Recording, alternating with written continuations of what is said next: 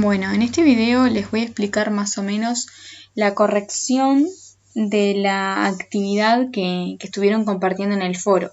Por lo general, casi todos tuvieron la gran mayoría de las cosas bien, pero por las dudas si alguien necesita entender algo más o algo no quedó claro.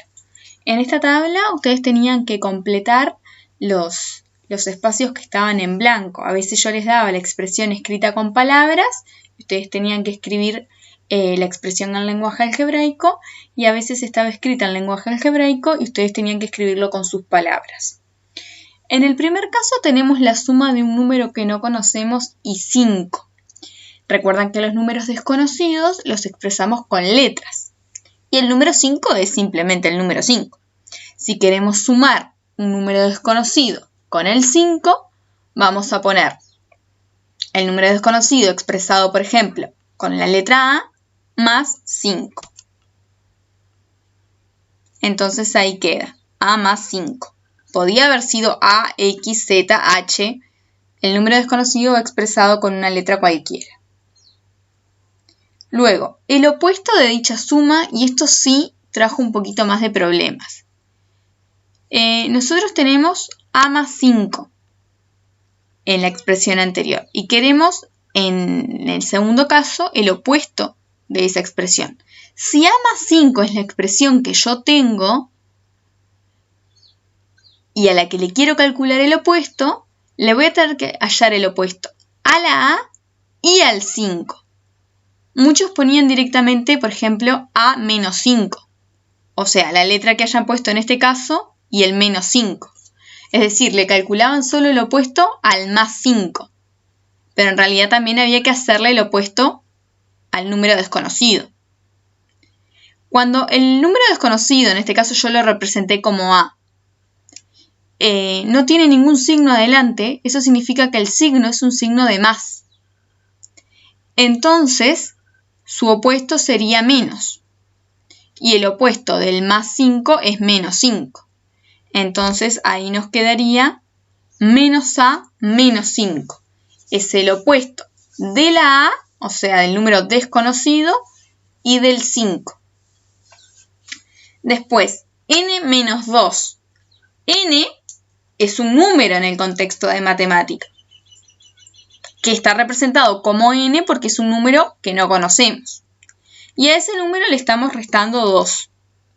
Entonces ahí nos quedaría un número desconocido, en este caso está escrito mediante la letra n, menos el número 2.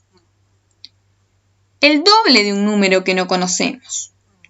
Nosotros siempre, para calcular el doble de un número, necesitamos multiplicar por 2.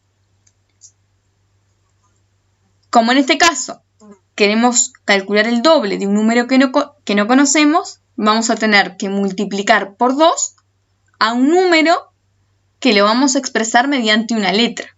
Va a ser 2 por una letra, porque esa letra justamente es lo que viene a representar un número desconocido. Entonces ahí va a quedar, por ejemplo, 2 por X. El 2 por sale porque queremos hacer el doble. Viene de ahí, de que queremos calcularle el doble a un número. Y como el número es desconocido, por eso es que ponemos X, o K, o H, o P, cualquier letra. Pero siempre va a quedar 2 por una letra que justamente viene a representar un número que no conozco. Luego, en lenguaje algebraico está escrito K por 8. Y es justamente eso. K representa un número desconocido, el puntito representa la multiplicación y el 8 es simplemente el número 8. Entonces va a ser un número desconocido, en este caso expresado mediante la K, multiplicado por el número 8. Luego, en el otro caso, con palabras, la suma de 3 números que no conocemos. Este en algunos casos también trajo algunos inconvenientes. Tengo 3 números que no conozco. En ningún caso dice que esos 3 números sean iguales. Entonces, si son 3 números desconocidos, van a ser 3 números representados mediante letras, porque son desconocidos justamente. Pero, como no son iguales esos 3 números, los tengo que expresar con 3 letras distintas. entonces va a ser, por ejemplo, A más B más C. Es la suma de 3 números desconocidos, por eso están expresados mediante letras, y como son diferentes, esos números uso letras diferentes para representarlos. En el caso de la suma de dos números iguales, ahí tenemos dos números desconocidos, pero sabemos que es el mismo número el que estamos sumando. Entonces, voy a usar la misma letra. Voy a hacer la suma de esos dos números desconocidos, por eso lo voy a expresar mediante letras, pero a su vez,